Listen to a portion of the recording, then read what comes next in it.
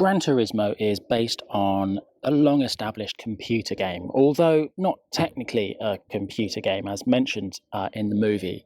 It would be more accurately described as a simulation. So it's an attempt to, as realistically as possible, recreate the experience of driving. So things like the tyres, the brakes, the steering, the fuel levels, the condition of the track, the weather.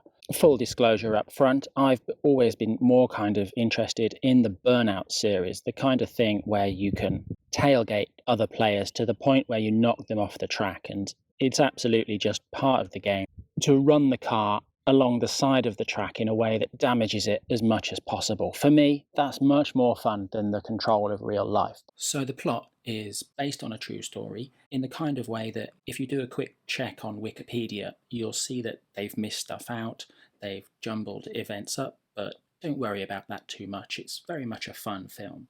So, Jan Mardenborough lives in Cardiff in the UK, and he plays the game Gran Turismo a lot. He wants to be a professional racing driver, and due to his performance on the game at the local arcade, he gets invited to go to the GT Academy. Well, what's the GT Academy, you say? Enter Orlando Bloom as a slightly sleazy marketing executive working for a car company, hoping to promote car sales to Gran Turismo players. Don't worry, it's not a film about marketing strategies, it's just a way to get the plot started. But who's going to run the team? Enter David Harbour as the washed-up, secretive past kind of a character who's going to choose one of the sim players to compete in professional races with actual drivers. So Jan attends the GT Academy and races real cars at hundreds of miles an hour against the other competition winners. Spoilers, he wins and becomes a real racer, and then for the rest of the film we see some of his successes and failures. Again, based on a true story, they mix some stuff up,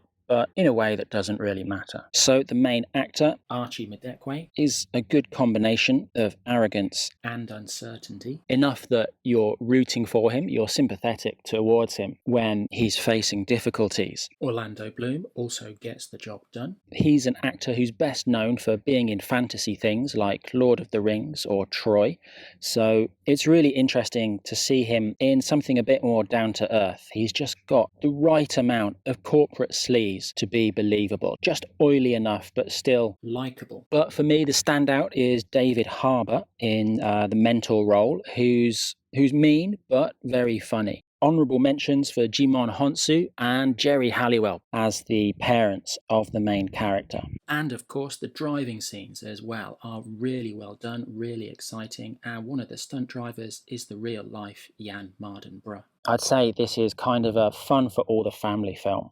Thanks for watching.